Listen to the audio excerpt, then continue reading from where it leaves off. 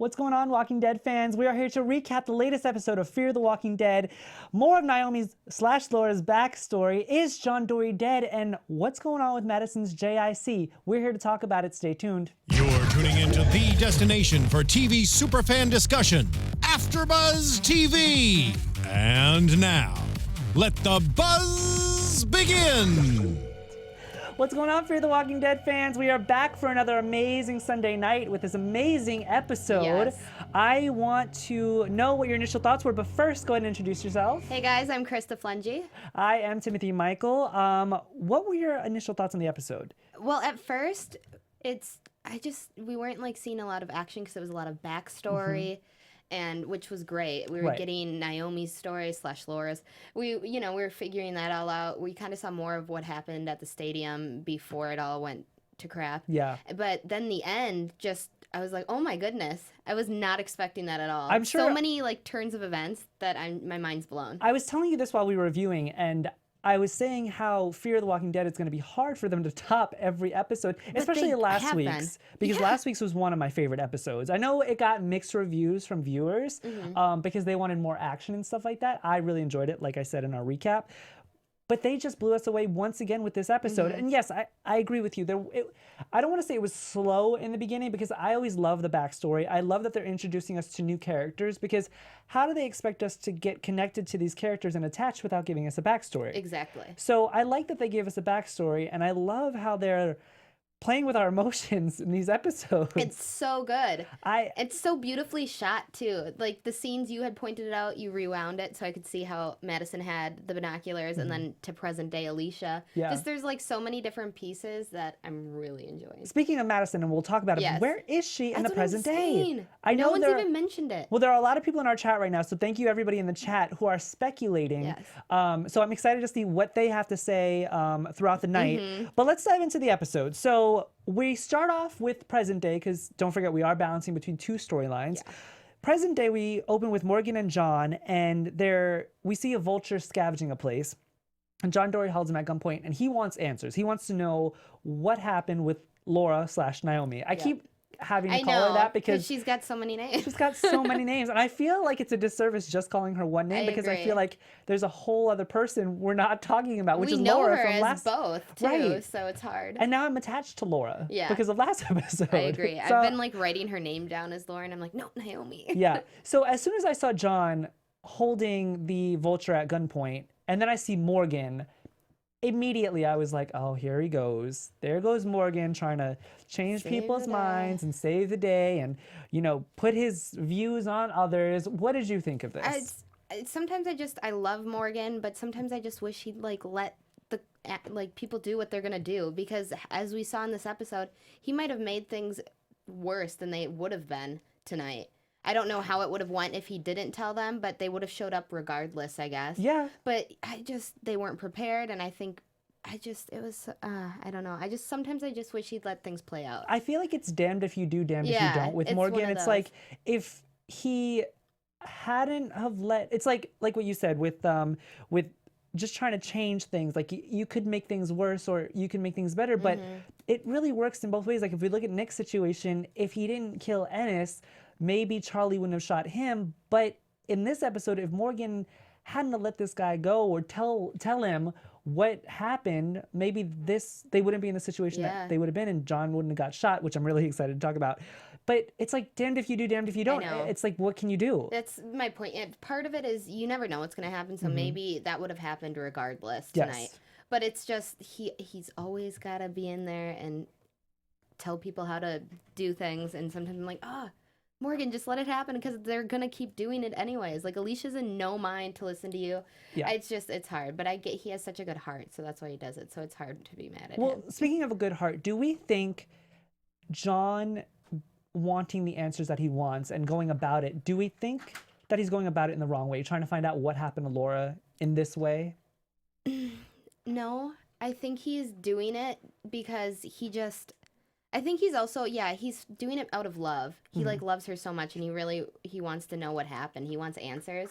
So I think, he could do it a little more rationally. Yeah. But also, I think him at the end giving his guns to Morgan shows that he's still trying to think rationally. It's just he's got so much hate right now that it's hard. Well, yeah. I want to ask you about that. Why do you think that he gives his gun to Morgan, and why do you think Morgan accepts it? Well, I think because Morgan saw how far his rage went at the end there, and he almost did shoot him. I mean, he shot his finger off. That was kind of cool. Yeah, I was like, oh, that's some. He is so good with the gun. He's such a good shot. Which is also, if at the end, not to jump there yet, but Morgan has his guns when he's shot, so that's something Morgan's gonna have to think about too. Because do you think maybe he would have been? He's really quick with guns. He might have been able to. He wouldn't have shot Alicia. No, but I think he would have at least like shot the gun out of her hand or done right. something. Or at least injured her, not killed her. Exactly. Right. But things. That's a good point. I didn't think about everything changes because the turn of events happened the way they did because he had given Morgan his gun. Yeah. It's just so funny how that works. Not funny, but ridiculous. It's crazy. Ironic. Yeah. Yeah. Speaking of Alicia, I love the scene in the SWAT truck when she's trying to, I want to say like, get information out of Althea about the guns, and she's like, because she could see how it's rigged and stuff like that. And I didn't realize how beautiful that was until the cameras actually showed it. Like, this girl must be really smart with guns in order to do something like that. Oh, I agree. Yeah. I think that's what they were trying to hint at us, because it was such a small scene, but I think that's what the significance was. Oh, I agree. Because what else? I mean, and it was, I totally agree. Once again, they're using Althea, another point that I love, in narrating the story. Because Luciana says, you could ask us anything she wants, and it's pretty much a ride for a story. That's as far as she will go. Now, I do think that they are growing on her, especially with the last scene when she didn't kind of interject herself. But also, I think that also showed a lot about her character too, because she did just sit there and videotape it. She didn't want to get involved, which she's made it very clear from the beginning. But she also I thought had this love and has grown to know John Dory and Morgan. So you think she would have, but I guess she's just always the impartial bystander. She's made it clear that's who she wants to be. I mean, I guess that's the hard part about being a journalist. I mean, journalists in real life, they have to go to these, foreign places, and they see things that probably don't sit well with them and that are, atrocities to anybody, but they have to be impartial because it's their job. And I like that she's holding on to that because she is a journalist first. And I like what they kind of expanded with her in her backstory about, it will matter at some point what these stories were, and it's her job, she feels like, to tell them. Yeah. So I can't even be mad at her. I know. Ugh. And I like her a lot. I like her as a character. I agree. Because she can take care of herself, clearly. Yeah. Oh, and she's been doing it very well. Right. Just a quick, everyone in the chat, because they're also wondering about Madison. Yes, please. But Simon and Sydney both think she's dead. Madison? Yeah, because we only are seeing her, which I agree, we haven't seen her, but there's no way. Come on. Alicia would be beside her. Well, she kind of is, but I want someone. Hopefully, we find out soon what happened. I have some news and gossip for later on that kind of it ties into that. Okay, kind cool. of. I mean, it's very, very 6 degrees of separation, but it could tie into that. So we'll talk about it. Good. Before we get into the whole before storyline, if you guys want to have fun, learn, and grow in all areas of your life. For those who do, we've got a podcast for you. Conversations with Maria Menounos podcast edition is hosted by our very own AfterBuzz TV founder and drops every Friday on iTunes. Conversations with Maria Menounos features celebrity and influencer interviews, along with secrets and tips on how to be better in all aspects of life. From health and wellness to career, relationships, finances, and more, let our Maria be the big sister that you've always wanted. Just go to iTunes and subscribe to Conversations with Maria Menounos for free. Be sure to rate and comment, and when you do, let her know that it was the Fear the Walking Dead panel, me and Krista, that sent you there, because we'll get a little shout out. Conversations with Maria Menounos podcast edition. Check it out. If you're looking for a good podcast, that's definitely a good one to listen to. It's free. Yeah, do it. Every Friday on iTunes, guys. Check it out. So let's dive into the before storyline really quick. Now, we open with Naomi helping Alicia, and do we think that it's picking up right where we left off, where Naomi decided to stay at the stadium? Because it's pretty much with the last we saw of her. I think there might have been a day or two in between, because Alicia was out scavenging. Because I can't remember, because she had glass in her arm, and I can't remember if that was from the something water park. I don't and they think came so. back. No, because then she would have known what she came back with. And she And did Alicia set up the... said that I came back with the processed ham or the canned ham. That's right. And she would have known that if that was them together. And the last time we saw her, she was setting up the infirmary. And in this episode, the infirmary is already set up. So some days. Probably a day or two. Yeah. Yeah. It's always weird seeing Nick. Right? It's it's hard. I love what they're doing, but at the same time, it's hard. Like you said, it's hard seeing him. And I think that's the reason, if Madison is in fact dead, that they haven't shown her yet, because I feel like viewers would probably riot. I feel to tell us that she's dead and then to dangle her in past episodes. Just like they're doing with him. Yeah. Yeah, I just think it would hit us on a different level if it was Madison. Oh, I agree. Because obviously it hits us on some level with Nick. And I didn't even like him in the beginning. That's true. So, yeah. Part of me is still hoping Madison's, like, with the vultures. They've kidnapped her. They have taken her. You did make that prediction, and I hope that's the case, too. Because I can't. Not another member of that family. I mean, I guess we'll talk. It's Fear the Walking Dead. It is Fear the Walking Dead. And they are, like I said, they are playing with our emotions this season. But we'll talk about it. So, Luciana, being the very smart chica that she is, love her, asks Strand where he got the truck with food. I thought that they were going to drop this, but clearly that is not the case. And I think they only alluded it to this in this episode again because of what happened with Madison in the end. I just want to say that before I forgot. But Strand lies and says someone must have packed it. And the only reason I point this out is because he lies so easily. Oh, he's great at it. Right? Yeah. It's insane how good of a liar he is. He just knows what to say before he even says it. Yes. Crazy. Yeah. And then he tells Madison, you know, he lies to Madison essentially because Madison asks him if he's okay. And he's clearly not, because he just had this, I don't want to say feud with Cole, his potential love interest, but he had like this kind of tit for tat where, you know, Cole literally is like, I'm afraid of you to show me who you really are. And I don't blame him. I think that Cole got a little bit of a taste of who Strand really is or was. And I don't think that he would want to be with somebody like that. I agree. And it's sad because I feel like Cole's a good guy. I feel like Cole's a great guy. I'm loving his character. The little bit we get from him, I feel like there's more to learn. Yes. So hopefully we get that down the road. But yeah, I think it's really hard for him because he wants to trust him and he wants it to work out, but he's not getting that from Strand. So he's skeptical. And I think he's still, even now, you can tell he's like, do I like still let him in? Do I still trust him? But he's like, I can't. I don't blame him. Yeah. Yeah. Speaking of more to learn, Madison and Strand have a conversation, and we finally get a little bit of what happened after Gonzalez Dam. So apparently Madison saved Strand once again. Yeah. And then apparently took him back to a cave, nursed him, Alicia, and Nick back to health, and then Nick went out and found Luciana. Okay, was it Nick, or I thought he said Alicia or Madison went out and found Luciana? I thought it was Nick. Oh, that could be. Because I don't think that Madison would have. But I think they were all. She was nursing them all to health, so I thought she was the only one that was capable to. But yeah, maybe I misheard that. Yeah, no. People in the chat let us know. Maybe I misheard it. Was it Nick who went out, or was it Strand? But I'm glad that they finally alluded to something. Like I said, I don't. We didn't know how they found Luciana or how she got back with them. We didn't know how they found anybody, how anybody was together again. And like I said, I think we predicted this. I don't think that we're going to go back. We're not going to see a flashback of how everybody was saved. I think they're only going to do it through dialogue. Yes, you're right, which was fine. I think that was enough for me because there's a lot going on right now. Thank you. I'm really not mad at it. I want to know what everybody in the chat thinks, if that's enough for you guys, or did you actually want to see flashbacks of how they were rescued? I think we're over it. I think the new showrunners are like, we don't have to go back to season 3. We're good. We've seen it. We get it. Whole bunch to talk about in this episode. So I want to know what everybody else thinks. Another key point. Madison did go out and find Luciana, according to Sydney. Yeah. And Charmed. Okay, perfect. See, this is why we love you guys, because you keep us on point. Sure, yes.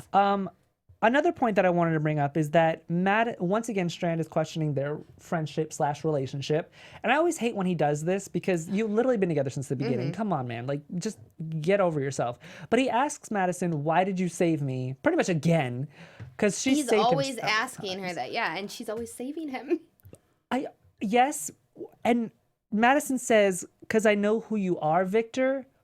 What do you think she means by that? I think she does know who he is. I think the whole time Madison probably deep down had an idea that Victor found that truck because he's the one that set it up. She knew the whole time? I think kind of. I don't know if she knew for sure, but I think she knows Strand well enough to know that he wants to be a good person, but he's also wants to think about number one a lot, which overpowers the emotions to, you know, want to help others. Yeah. And I think Madison knows that about him. That's why she's always got a close eye on him, but also she cares for him. He's a part of the family at this point. They've been through so much together. You're not just going to watch someone like that die. Well, I was going to ask you, do you think that Madison's attachment to Strand has a lot to do with her promise that she made to Thomas? Yes.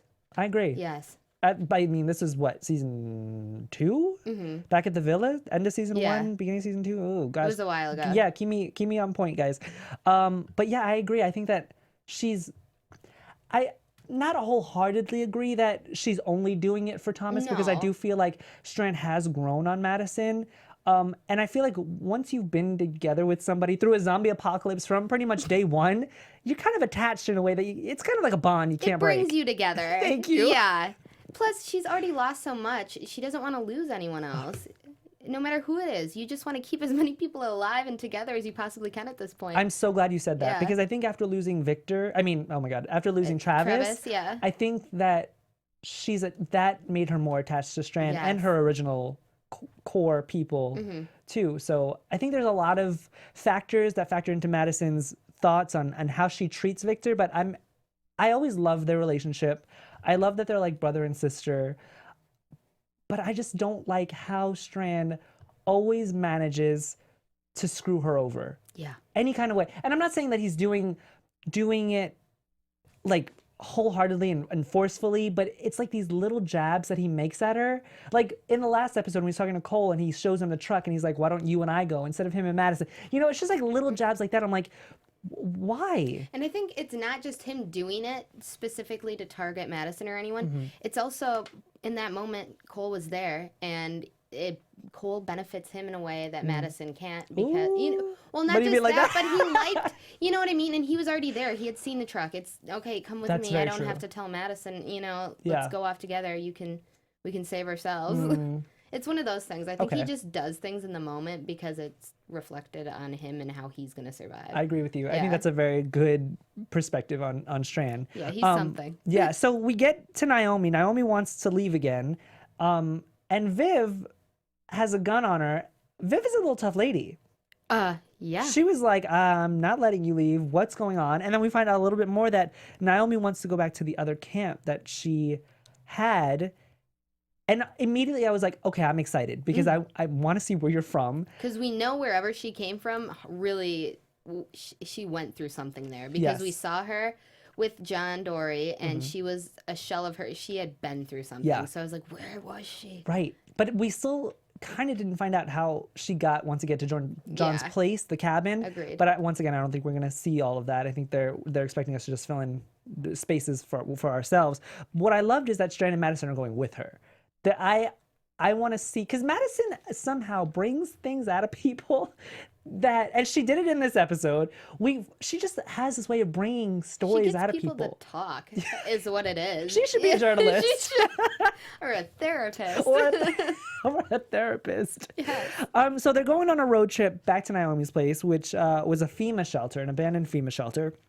They find the Cottonwood Inn, and they have to work on clearing the Cottonwood Inn. Yes, the Cottonwood Inn. Don't forget, it is Texas. Yes. And they have to work on clearing it out. And they find, the only reason I want to talk about this is because I just found it really interesting. They found the two walkers, and Madison points out that they were fighting and killed each other over a can of beans. And then Strand walks in with a whole bunch of food, and I was like, how did those two guys find that? Raid the vending, and maybe they really liked beans. I don't know. But it's just so, I don't really, you had a vending machine full of snacks that are way better than a can of, I mean, not as nutritious, maybe but they really like beans. Maybe someone that was like their favorite food. That has to be the best thing you've ever seen on this show. You ever said on this show. I love you so much. Thank you so much. That's what I'm here for. I mean, yeah, comic relief. What I loved about this also is that Madison tells Naomi a little bit about their backstory, about Los Angeles, about Mexico. And that's when we get a little bit more about Naomi's backstory and how not only was she in this abandoned FEMA shelter, but how she was actually going to leave Strand and Madison and go by herself. But then she was also going to leave the map. And then Strand doesn't take that very well, obviously. No, because of what he had just planned and didn't go through with it. He's being so defensive because he's like, I had the same damn plan. So you think it's like the pot calling the kettle black? Yeah. I know that's not a race thing, guys. It's just the only analogy that I can come up with. It kind of, yeah. And he's mad because he thinks it's selfish of her, which it is. But he also knows deep down he had the same idea. And he's like, well, I'm extra mad because I didn't do it and she's doing it and now I have to yell at her and I'm like, ugh. But do you also think it was because she came forward with it a lot faster than he did and now he might feel a little guilty because she's a little bit, she looks a little bit better and a little bit more honest to Madison? Yeah, because he doesn't tell Madison about it until like thanks days to later. Yeah. And it's only because of the events that unfolded with Laura. Right. Yeah. Exactly. I mean, fascinating. So Naomi winds up leaving them anyway. To get to the FEMA shelter. Yeah. Yes, go ahead. Do you have something? I just, Charmed Original said, remember Madison was a school counselor. Which I always forget what their jobs were prior. That's right. And Travis was the principal. Yeah. Yes, I forgot about that. So that's why she's great talking with people. I mean, she gets them to express what's on their mind. Thank you. Yeah, see, this is why we love you guys in the chat, because you always keep us on our toes. So Naomi gets to the FEMA shelter. Now the walkers are locked in to the shelter. And initially I was like, did the vultures already clear that place out? And they locked them in there? But wouldn't there be a marker there? I think it might have been Laura. You think she locked everybody in? Yeah. / Naomi. Yeah. Sorry, guys. I'm going to keep calling her Laura. Me too. I know. That's a good point. I'm thinking... I also have a lot of questions because when she tells the story to Alicia, she knows that her daughter Rose died on the first night. How do you know that? Was someone alive when you came back and they told you what happened? Because how would you know that that's when she died? Like the first night, you were gone 3 days? I honestly don't think that anybody would have lasted that long, because if she turned on the first night, just speculating, I think she was too, and she came back after 3 days, it doesn't take the body that long to turn. So I don't think there would have been anybody left at that point. I have questions. Okay, we'll talk about it once we get there. But I liked Madison and Strand's conversation after they find out that Naomi left and they're obviously going to go after her. And Strand wants to know, like, why? Why do you want to go after everybody? Why do you want to save everybody? He's once again asking Madison this question. Why do you have this need to save everybody? Well, she was a guidance counselor, thank you everybody in the chat, who keeps us on our toes and told us about that. But also she's got history with trying to save people because of Nick. Nick has put her through a lot, her and her family a lot. And I feel like that's just in her now to want to save people. And I feel like if she thinks that she could save Nick, she can save everybody. And I think that's true. I mean, Nick was pretty far gone. But Strand says something. He says, when people are pressed, they always tell you who they are. Do you agree with that? To an extent. That's what I was going to say, the same thing. Yeah. I feel like, some people you can push it out of them, but I think some are really great at lying and keeping things to themselves, and it's not going to be as easy. Yeah. Once again, I mean, I just Strand and then once again he says, if he had the opportunity, he would have just saved himself. He says that to Madison, and Madison's, well, luckily I'm not you. I loved that line. So good. It's the juxtaposition between these two characters. It's phenomenal writing. I mean, I can see where like Strand could go and I could see where Madison could go, but they both keep each other in the middle. I agree. It's like they balance each other out. Yes. And they force each other to do things that the other wouldn't do in good and bad ways. And this just goes to Madison doing what she does at the end of the episode, which we're going to talk about. So Naomi back at the FEMA shelter, we see her in the baby's room and everything like that. She said that she had lost a child before. Did we think that room was her baby's room? And the only reason I asked that is because we saw the picture on the wall, and I thought it said Emily. Well, here's my issue. How she had to have been older than... She couldn't have been that young, because if you, like, put her in a room and expected her to, like, fend for herself for 3 days and no one would hear her... So she had to have been old enough to be taking orders and whatnot, and it looked like that room, maybe that's where they kept all the children. Maybe. Yeah, is what I'm thinking. Like a nursery or something? Yeah, but she also must have been significantly younger, because like all the paintings that are, those were a huge trigger for her. Yeah, and she also goes into this case where she sees all these medical supplies and the JIC, which at first I was like, who's JIC? I thought it was a person. Me too. And she is overwhelmed with grief, I guess you can call it, and makes a noise, and then all the walkers come. and she climbs up a scaffolding. Do we think that that was the smartest choice to climb up onto a scaffolding? And granted, that was probably her only thought, choice. But how would you get down from there?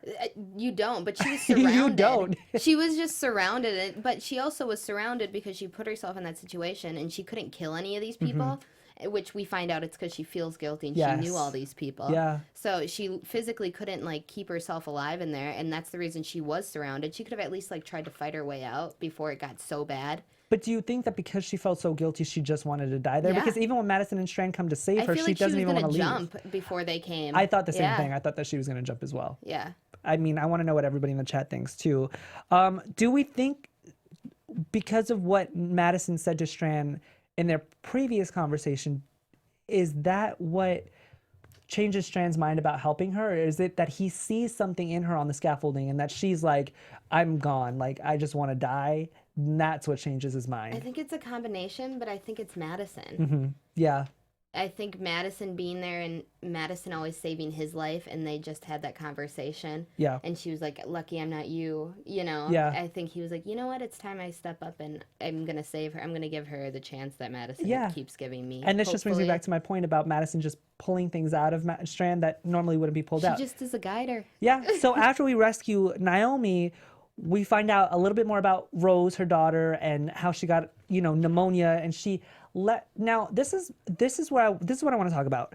She left her somewhere, like hid her away in a closet. Like... and then left her for 3 days. Now, if your daughter didn't have a cold or pneumonia, what did you think was going to happen to her if you hid her away for 3 days?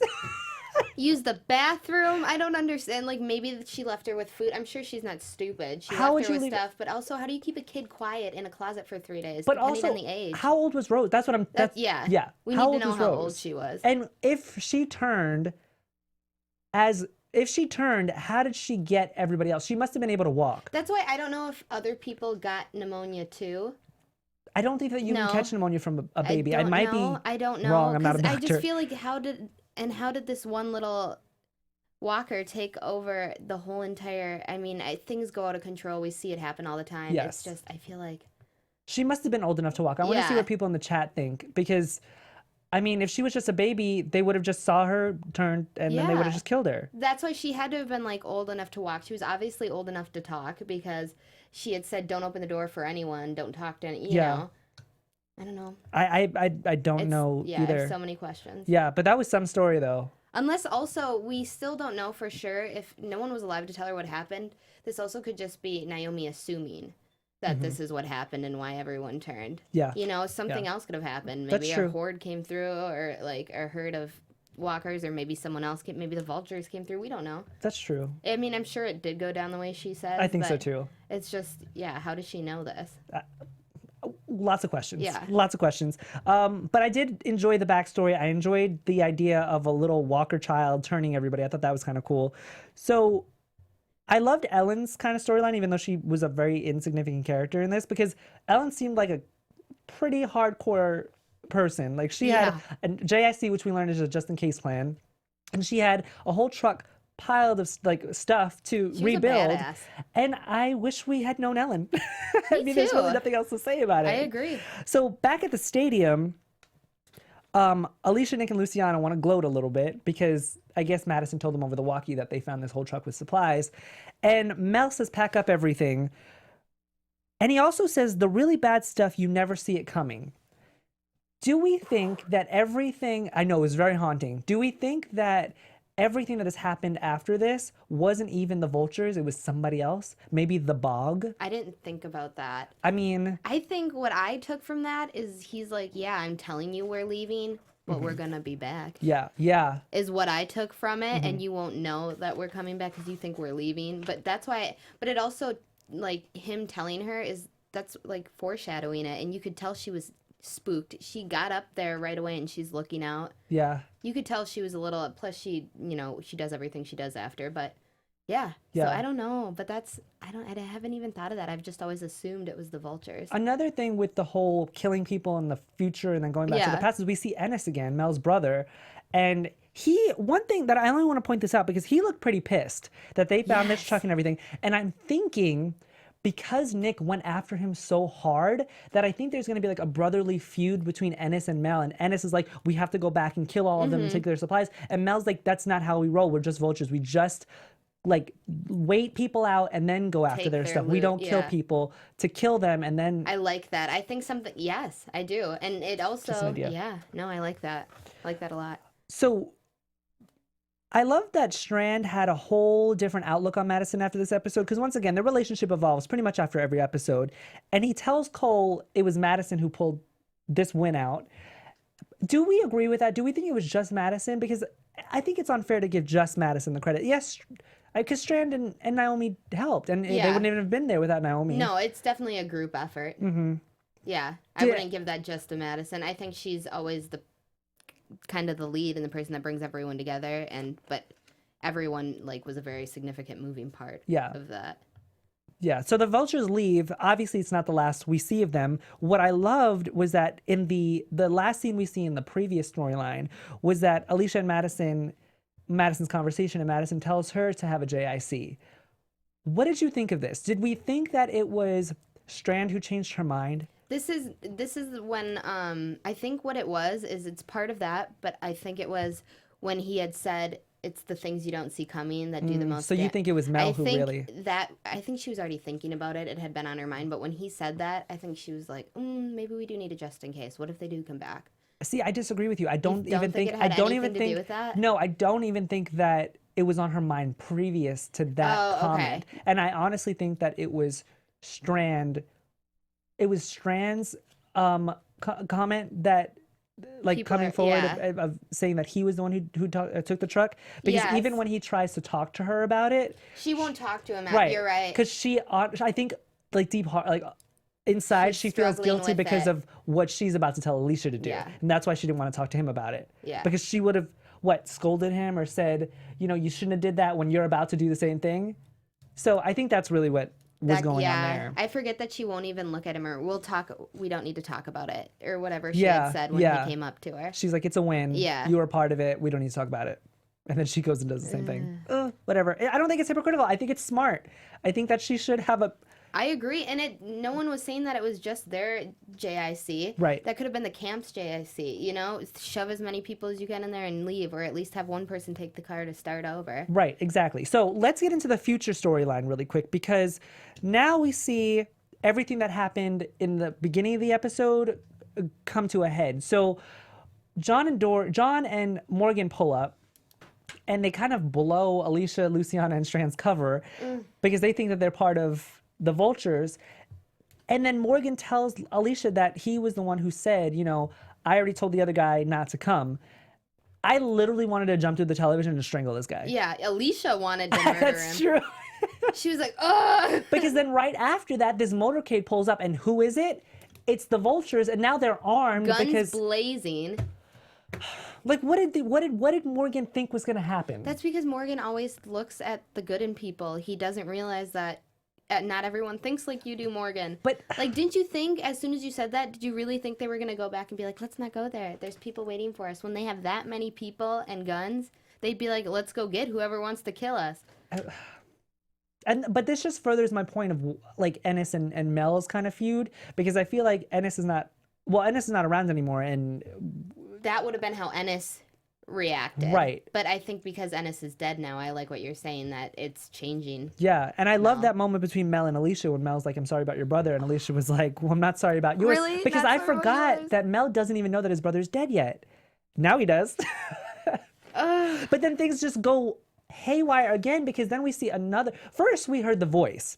And you and I both looked at each other and we're like, that's Naomi's voice. Mm-hmm. We knew it.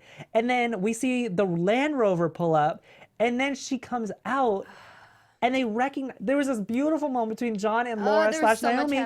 And then freaking Alicia just goes and shoots John, but I honestly, she obviously was aiming for Naomi. Yes. Yeah, and John dived in front. He kind of saw what was happening as he was running towards Naomi, and yeah. I honestly think that Naomi hasn't been with them since the beginning, though. I think that stuff started to turn at the stadium, and she did what she needed to do to survive. Yeah, that, and also because people in the chat have been saying all kinds of stuff about this, that they think Madison might have, or Naomi might have killed Madison, and that's how she has the JIC, but I don't think that's it. I think she might have known what they were planning with the car and took it when things went haywire, so Madison and Alicia didn't have it, and maybe that was a trigger. But she had a lot of hate for her, so whatever she did, it was something bad. Yeah. So I think I'm gonna agree with the people in the chat. You think she killed Madison? I think that Madison might be dead, you guys. Oh, no. I mean, There's no way. I feel like these characters are great, but I feel like Madison's so central to the story. I know, but I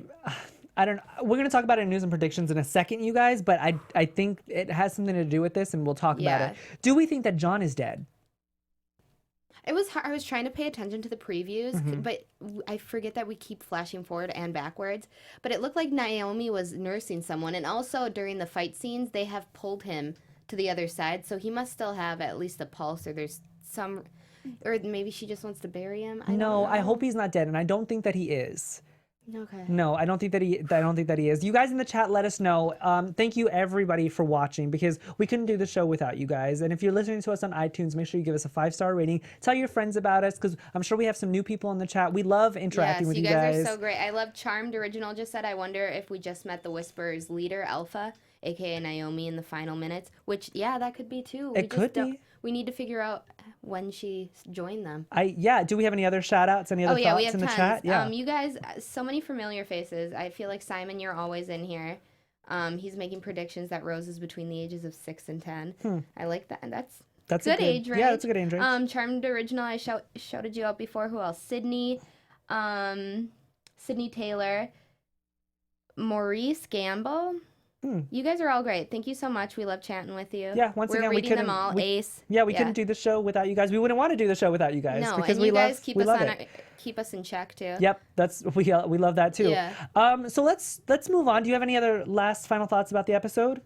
No, I mean, I know. I hope John's not dead. I need to see next week's. Me too. Yes, and apparently next week is intense. But I want to get into our next segment, the kill segment, our favorite kill segment, because this is one of our favorites. I need to know who, and you guys in the chat, there's our amazing soundbite. Let us know in the chat who your favorite kill in the episode was. There wasn't that many.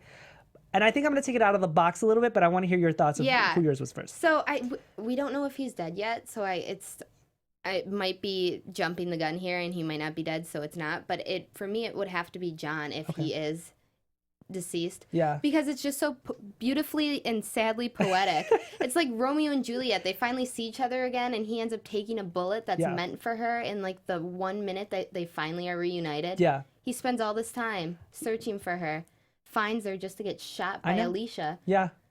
Who he was getting to know also. Who he came there to save Alicia and tell her to stop fighting. I know, it's so poetic. It's so tragic. I'm going to take mine a little bit out of the box. Even though we didn't see it, I think my favorite kill would have to be Rose. Oh, that's good. And just her whole storyline. I just love the idea of this little Walker child turning this entire camp. Did you see how many people were in that camp? I know. So if she did it single-handedly, so she must have just did one, and then another one came, and or just spread like wildfire. Yeah. I don't know how it happened or why it happened, but I thought the whole storyline was cool. Let's get into some news and gossip really quick. Yes. I have a little bit of news and gossip. That might kind of allude to what everybody in the chat is saying. So Entertainment Weekly did an interview with Andrew Chambly, the showrunner, and they said, what are you hoping to accomplish with Fear the Walking Dead, and how is the season going to unfold, and is this going to wrap up in the mid-season after episode 8? And he said they're trying to tell a story throughout the entire 16 episodes. So I don't think that this is going to end at the mid-season finale. I think this is going to obviously tie into next after our break as well. And I think that it's just alluding to the death of Madison, because I feel like the only reason they don't want to show her is because she's gone. And the only reason they're showing her in the past is because of, she's trying to survive. They're just going to kill everyone off this season then? I don't know. I have no idea. I don't want to believe that one, but you might be right. It was, I don't know, just based on what he's saying, it's just, I don't want to read too much into it, but I feel like the people in the chat are right. They are kind of setting Alicia up to be Madison's character. I mean, Alicia was always really strong and independent on her own Yes. as a character. But doesn't it? I feel like she's. Oh, and even today with the binoculars. I was gonna bring that up. Oh no! Like going from Madison, don't be Madison dead. in the past to Alicia in the present. I got the goosebumps. That I know. could be it. I don't want it to be though. So I know. I don't know. hopefully That's really the only like news and gossip that I have. People in the chat, if you have some more, let us know throughout the week. I want to move into predictions really quick because I have I mean. Now, your AfterBuzz TV prediction. We kind of alluded to some of our predictions. Yes. I think the biggest one that I have is that the vultures aren't truly the bad guys in this, and that's just based off of what Mel said in this. I think that their MO is to wait people out and then leave, and I think that Ennis really had a problem with that because he saw everything that they had, and it just proves my point when Madison said, you've scavenged everything in a 50-mile radius, you must be low on food too. So why would Ennis and the group pass on this entire truck and just let it drive on by? You know what I mean? I agree. So I think that Ennis has a lot to do with the fall of the stadium and probably the division of the vultures I'd and, agree. and everything like I that. like that prediction. Any other predictions that you have? Yeah, so I was reading through, you guys have been giving us predictions all night, but Jason just said about hoping that John's not dead because I really don't want him to be. Me neither. And his prediction is that he perhaps had that Scrabble piece in his jacket because he The got 10. shot right there. Oh my gosh, that's brilliant. So I love you, Jason. I love 'cause that that is too. such a great prediction. That's a so great I'm prediction. gonna, that one just needed to be read because I like that a lot. That's amazing. I also think that Naomi is going to help Alicia's group if this all goes the wrong way. I think Okay. that she would pick the group, her original group, over the vultures. Oh yes. Oh, and then you guys were saying it in the beginning.